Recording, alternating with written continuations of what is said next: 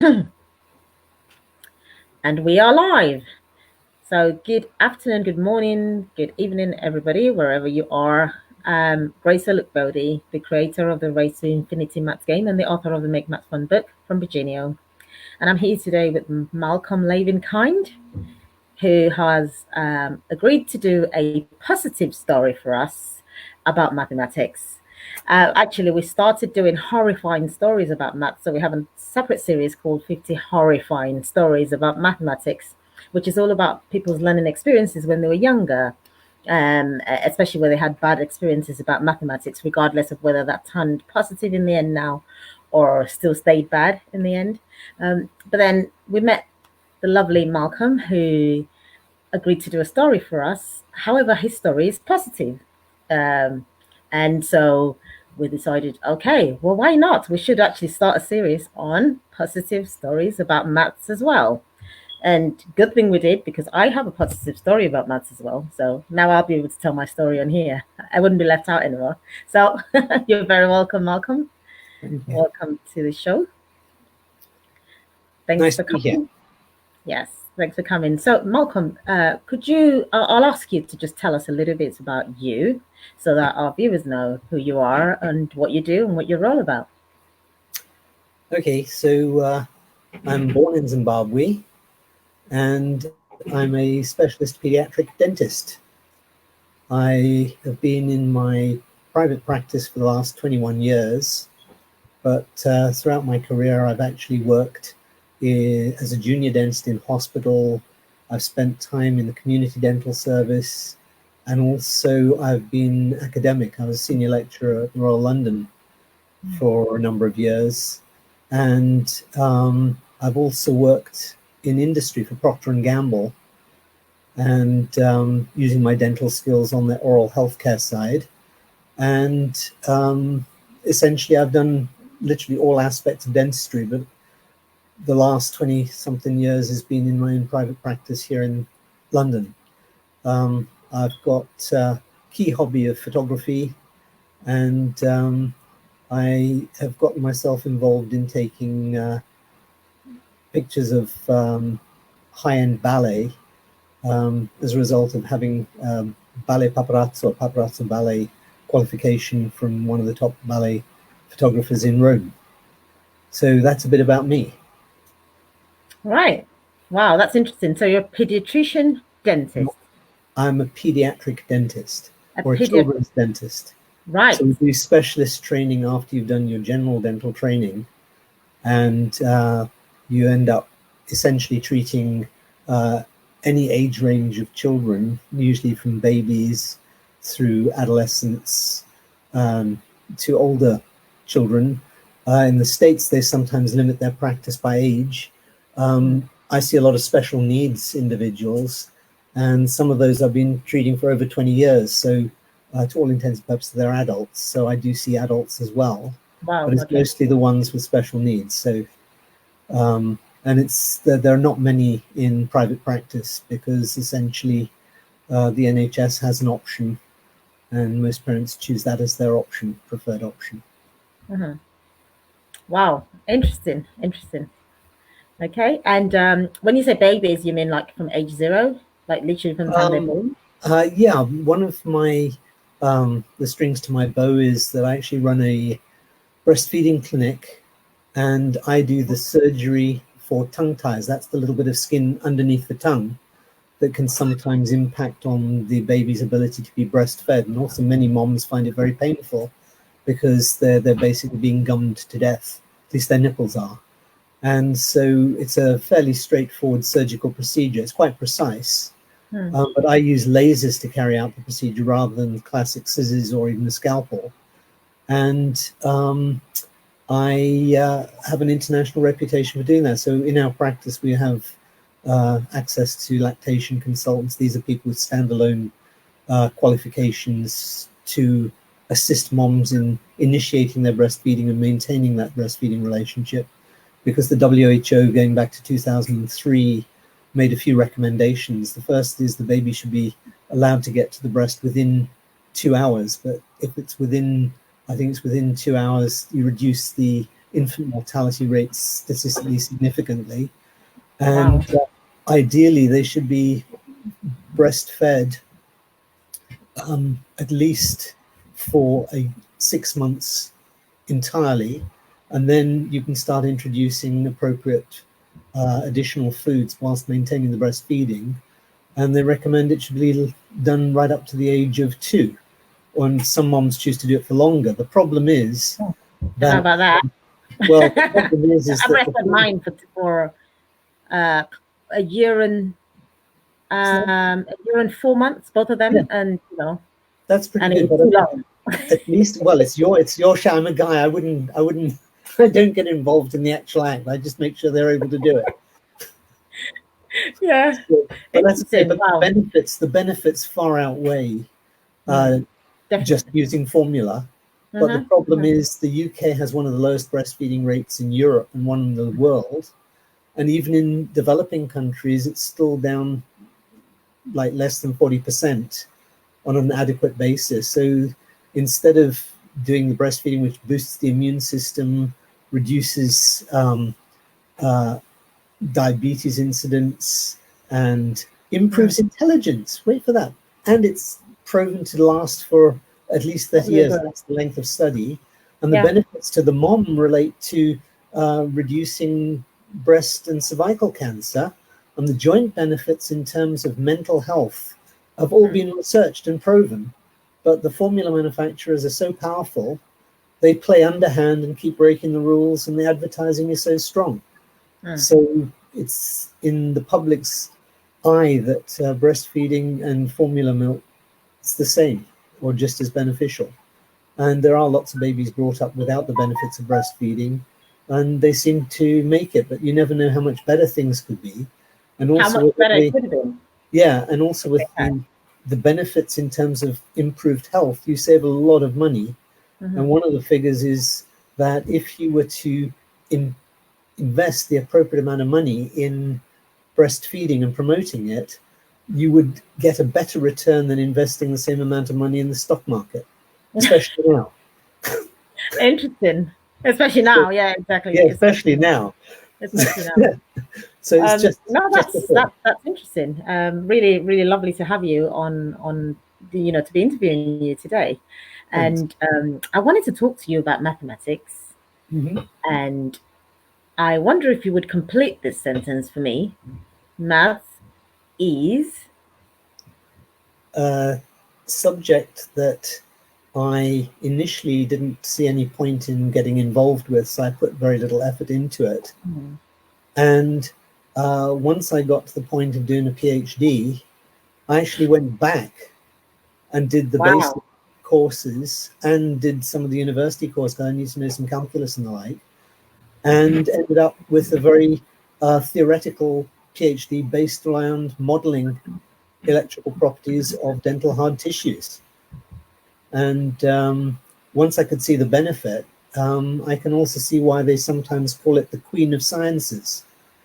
There is a definite answer, Hmm. 1 and 1 is 2, unless you use it for symbols that represent other things. But in terms of can you get 100%? Yeah, you can get 100% in a math exam. And in fact, when I was doing my O levels, and I did basic math, and I also did the advanced or additional maths.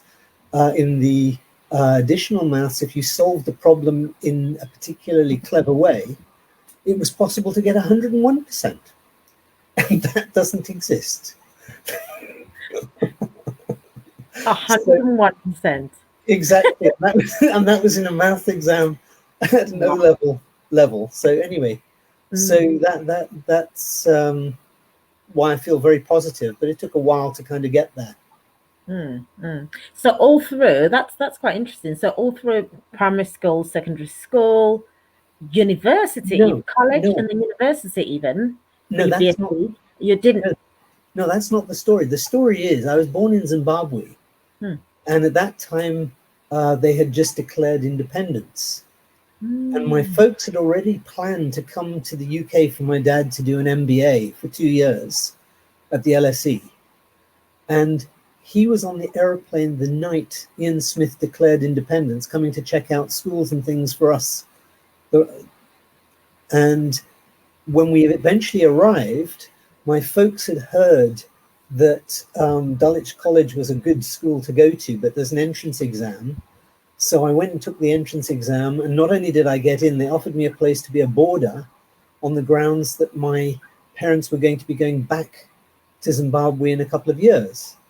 The problem was I have a July birthday, and the academic year in certainly in Zimbabwe, or it's now Zimbabwe, it was Southern Rhodesia when I was born, was from January to December. So with a July birthday, I was old enough to go in the year above or young enough to be in the year below. And they said, what would you like to do? So I said, well, I want to go the year above, you know. Yeah, of course. But Everyone would do. so I started in the September, but the problem was I was technically then 18 months behind, because not only had I missed 6 months because of the the academic year being September right the way through to July here, I was also a year behind. And it was very tough. The first year, there were things that, I mean, I was at a very good school in Zimbabwe, but I hadn't learned any of the basics to cope with what was going to happen next. So really? How did that happen? How's that so? So I basically struggled, and I didn't do particularly well in the classes. And I kept thinking, there's nothing wrong with my brain. Why can't I get it? I was fine in Zimbabwe. Plus, there was all the fact of being a boarder and away from my parents for the first time, and all the other things that were going on. Because in boarding schools in those days, they used to have formal uniforms with detachable collars, the one I went to. And I was the youngest, the smallest, everythingest. But the good news is I was very good at sports. And so I kept being involved in all the sporting stuff. But academically, maths was one of my weakest subjects because I just didn't have the basics. So my folks arranged for me to get a few extra lessons, which helped. So I kind of got better. And it was not something that particularly amused me. So I didn't put that much effort in. And when I was coming up to doing my O-levels, and the subjects I chose were mostly sciences, every term we used to get a mark in terms of A, B, C, D, E for the amount of effort and the results you were getting from each of your class teachers. And I got my very, very first ever B- in my physics O-level class, having come, I think it was second in the term exam. Wow. And when I challenged the master about it, and I'm not going to mention his name. Because he hears you. No. He said, well, you know, I know you can do better. And I said, but I came second. I said, I was pulling out all the stuff. I was doing my best. He said, no, I know you can do better. And his reason for the B- was so that it would motivate me further. But guess what? It didn't do anything of the sort. It basically demotivated me in that one moment. It's because of the way he said it. Yeah, and that was the basis. So there was no logic. And he was a nice enough chap, but I didn't get it. But I did pass my physics O-level for what it was worth at the time. And then basically I did A-levels and then opted for dental school. And in those days, it's sort of almost reverted back. In those days, they used to have fairly stiff grade recommendations or requirements. But apparently my teachers all thought I was going to do extremely well, and they gave me an unconditional offer. So I had the choice of unconditional offer wherever I wanted to go. So I ended up actually at UCH, and it was a great experience. UCL, you mean? Well, it was University College Hospital, but it would be UCL. But the reason it doesn't exist is the government, in their wisdom in the mid-1980s, closed down 2 dental schools in London and a half a dozen around the rest of the country. So they limited the number of dental schools. And guess what, guys? We're now having to build new dental schools to cope with building the dental workforce. So it's like crazy. And there were people, it was I thought it was, naturally I'm a bit biased, but it was the best dental school in London. And all that expertise, because the guys couldn't get jobs, has just gone. So they're now having to reinvent the wheel. And Mm. that's the point about politics is there are no, how shall I say, penalties for getting the direction that you're trying to get the country to go if you get it wrong. Hmm. So anyway, but moving Wow. on, um, there's some maths because you have to do projects and things sort of statistics. I mean, I got on with it at a university level, but never really bothered. So having to do bits of research This and was doing your things. bachelor's degree, right? Yeah, This was doing your bachelor's, yeah, it's yeah. called the Bachelor of Dental Surgery, BDS. Hmm. So there was some maths, but nothing major, and you had to do physiology experiments. It was all fine. It was very basic. I mean, there was nothing fancy in there. Uh-huh. But What then when about I your experiences about math when you finished your bachelor's and went on to postgraduate? yeah, so again, for the postgraduate, you have to do an MSc research project. And I chose to do a laboratory based one that was actually looking at fluoride leaking out of filling materials to prevent further decay. And basically, I did need to get further involved in maths, but I used one of the other research associates in the lab to help me with that. I never really put a lot of effort in, other than I had to learn some basic statistics. They did a statistics course. Mm. The teaching was kind of okay, but it was never really because you had nothing really was applied. So I let that all lapse, but nonetheless got through my master's and then ended up being starting off as a grade university lecturer. And then at each stage when it came up for promotion, they kept saying, well, you need another degree. Hmm. And so I ended up saying, but I've already got a postgrad, I've got a master's. And they said, I no, no, no, know. you need a clinical qualification like a Mm. fellowship, because I already had the licentiate. This is a Royal College of Surgeons diploma. So, okay, so after having specialized, I had to go back to generalize again. But luckily, being in the hospital, I could go on all the specialist clinics and the like. And it comes in two parts. Um, and they're not trying to pass you. And I got through the first part okay. And I thought, right, okay, that's the first one out of the way. Let's do the second one. Mhm. And they said, no, no, you've got to be a certain age and you've got to have so much experience and all the rest. Anyway, I waited and got on with it. And it ended up that I got the second part and I was fully fledged with my fellowship and my master's and my licentiate, my bachelor's degree. And then they said, oh, no, now you need a research degree. So they moved the goalpost yet again. And so for my research, it had to be at a PhD level because I already had the master's, but you can start off with an MPhil and then convert. And so I decided if I have to stick at it for 3 to 5 years, as they told me, I was going to do a subject that interested me. So Mm. I chose to look at improving diagnosis of tooth decay and Mm. looking at the full electromagnetic spectrum. I decided electrics is the way to go, measure the electrical properties, because it'd be quantitative, objective, rapid, painless, and it doesn't involve ionizing radiation.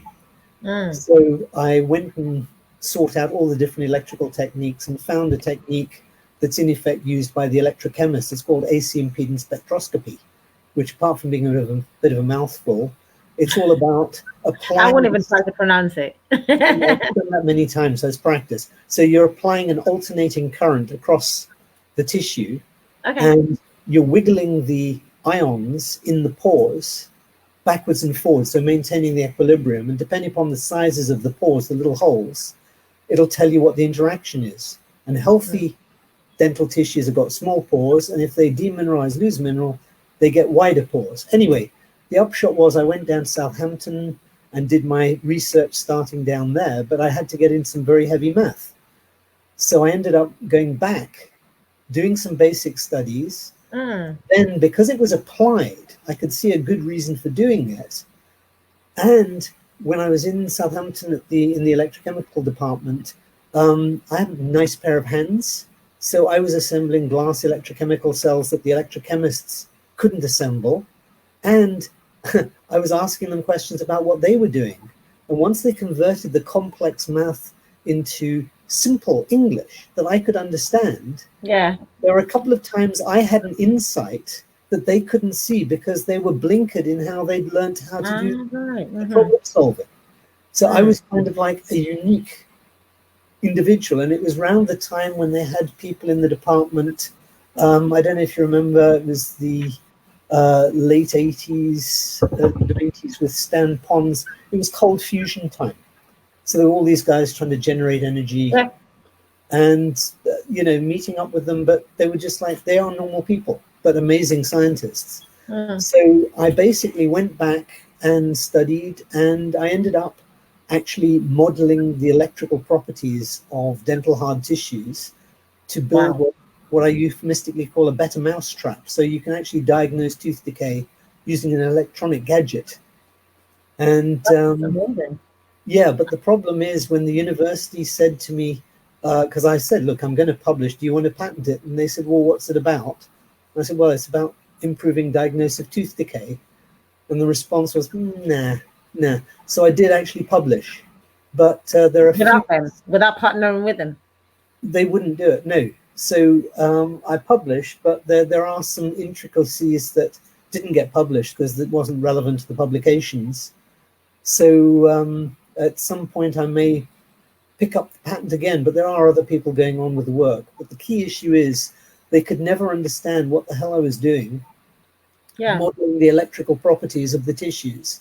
And it's very subtle because I had to get into non-Newtonian linear regression, which Mm. in general terms is looking at problems in multidimensional space. Hmm. And I So think what probably helped you as well was because you didn't get into maths early enough. Therefore, you weren't like a typical, person who's studying dentistry or medicine or anything like that would normally act. So you could come in with fresh eyes and a fresh pair of, and a fresh brain to go, okay, so now I've learned this basic maths that I need and the things that I need to, to understand this, and it was fresh in your memory. Okay, so let's look at it through those eyes, and then you could pick out all of these different things that you talked about. And I think that brings us on very nicely to what that, which is our last question, which is what then have you noticed in your profession, in dealing with normal everyday people, not geniuses, like everyday normal people. What are your observations and what about maths that you found amongst your patients or people that you deal with in the wider community? So the first thing to mention about my patients, being a pediatric dentist, I'm busy with school kids after school in the afternoon. That's the most Mm. common time I get to see them, unless there's an emergency and they've broken a tooth or got toothache. And Mm. what's fascinating is that often parents, usually the mom, will bring the kids all from the same family, and even if I'm only seeing one of them, all the others will be in the waiting room doing their homework, and often it's maths. Yeah. I What wonder why. But they get other homework. Why are they only doing that in your surgery? Well, no, it's not just math. I mean, I don't know what they're doing, but I when I ask what have they been doing, because sometimes if I'm seeing several members of the family, it's I'm doing my math. So they're not all sitting at a table. They're kind of slouching on the couch or sitting at a chair, doing it on their lap or on the school bag. Or we do Yeah. have a table with some little chairs. So it's they're not in an optimal environment to actually Mm. do that. And it's merely a way of getting it out of the way because they have so much homework to do that they also want to get a chance to play. And there isn't enough time between coming to see me, getting home, getting supper, and Eating. eventually going to bed to fit Yeah. everything in. The other interesting thing is that I have conversation with both patients, the kids and parents. And I had this one conversation where I was asking about what they've been doing because they'd been set projects for the holidays, and they'd sent around a letter with the project. This is before lockdown, Hmm. to advise parents it wasn't a competition between the parents, because the parents were basically doing the project, whether it included maths or not, I wasn't entirely sure, but the parents often have a hand in the homework to the point where it's actually detrimental from the point of view of the kids learning. Exactly. My brother, on the other hand, never used to do homework on the grounds that if I can demonstrate to my teachers in class I know how to do it, what's the point of doing it at home? And they basically left him alone after a while because he wasn't going to do it. Oh No. no. So that's the other side, but I still recommend doing it because it's a good discipline. And Definitely. then in terms of the community, the thing I'd like to share is I was in a hardware store. I shall not name it. And Lots of secrets today, then. yeah, I mean, otherwise I'm going to get sued or something else. I'm paranoid at the moment with the way dentistry is going in the lockdown. And this will get pulled down as well. Well, So we're allegedly the most dangerous profession, but they've got to get their heads wrapped around. But anyway, the thing I wanted to share was I was in this hardware store, and there was a problem with all the tills. They'd broken down essentially, but fortunately the credit card machines were working, and I bought 2 items, and I handed them to, and it was a young lady there, and said, I'd like to buy these. And she had to get out her mobile phone to use the calculator to add up 2 numbers. And I passed comment. I said, well, why can't you do that in your head? They said, no, I have to use my phone. So it's just a big question. Here are people in the workforce not able to do the basics. Yeah, which is a shame. But it's a big problem in the UK. I don't know if you know, but statistics show that up to half the adults in the UK have numeracy levels no greater than that of an 11-year-old. And that's the bit. It's necessary to survive modern life and enjoy it. It is necessary, absolutely. Everyday life. I mean, I think it's hassle to have to get out the calculator to actually do anything. And I had somebody on the show last week who did one of the horrifying stories, and she talked about how when she was trying to get in mortgage, and she really, she suffered from mathematical anxiety when she was younger. She's still suffering from mathematical anxiety now. She thinks maths is horrible and it's impossible. And she actually said that, but she realized that she actually does need it now. And if she'd only learnt it then, or if somebody had supported her more, like, because, as a child, you can't, only adults can help a child do something. They can't do things themselves. Only adults can encourage them and tell them what to do.